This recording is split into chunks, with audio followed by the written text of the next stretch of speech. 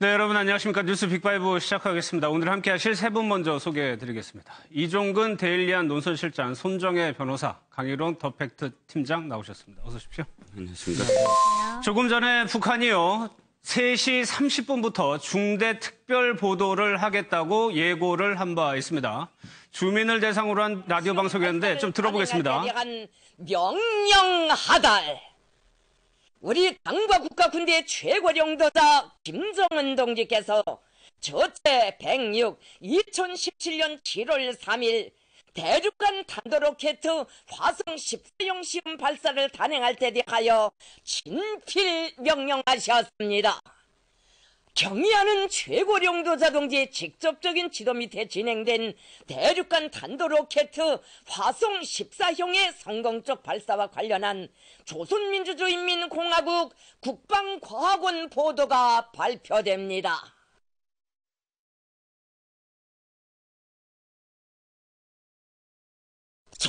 조선민주주의인민공화국 국방과학원 보도.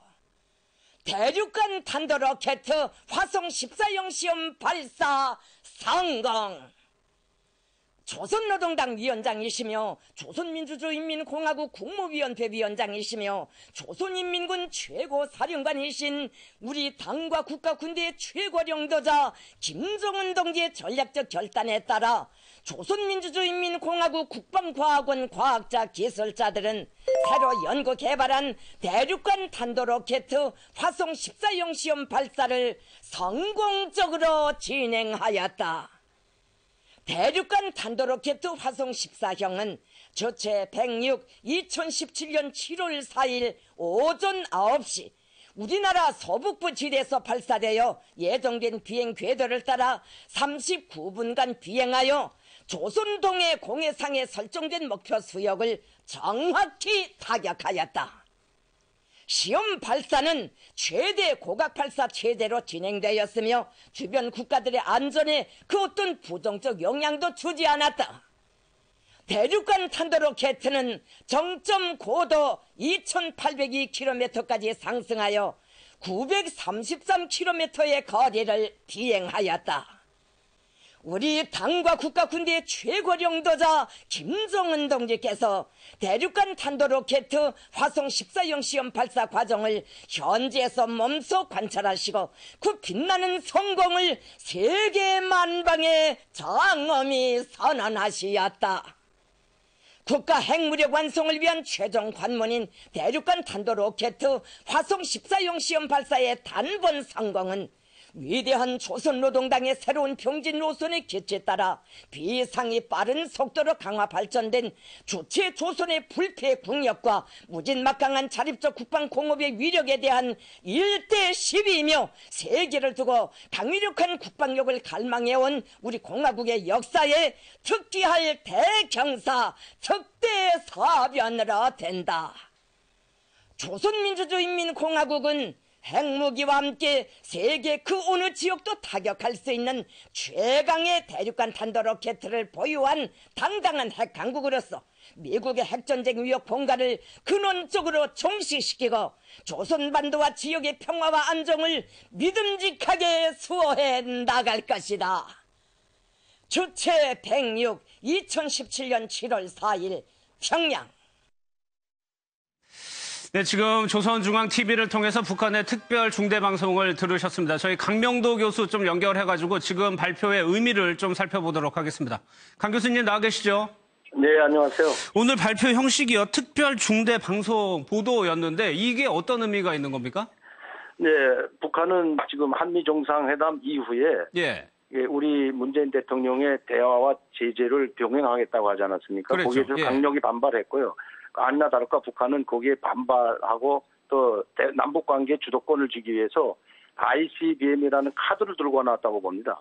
그런데 문제는 이게 지금 우리 국방부 발표하고 북한의 발표하고 조금 다른 게 있어요. 우리 국방부 합참에서는 탄도미사일이라고 했거든요. 고각도로 발사하지 않고 탄도미사일을 구리면서 980km 정도를 날아가서 동해 쪽에 떨어졌다고 했는데 일본의 이주선이죠. 그런데 북한에서 오늘 발표는 고각 발사돼서 2,800km를 하늘로 올라가 가지고 정확한 980km, 930km 동해 지점에 떨어졌다고 했거든요. 예, 예. 이건 고각 발사에서 그 2,800km 상공으로 그 올라갔다면 이거는 예. 엄청난 거죠. 이걸 다시 분석은 해봐야 되겠지만, 예. 이게 만약에 북한이 발표하는 것이 사실이라면, 예. 이건 대륙간 탄도미사일 성공으로 봐야 됩니다.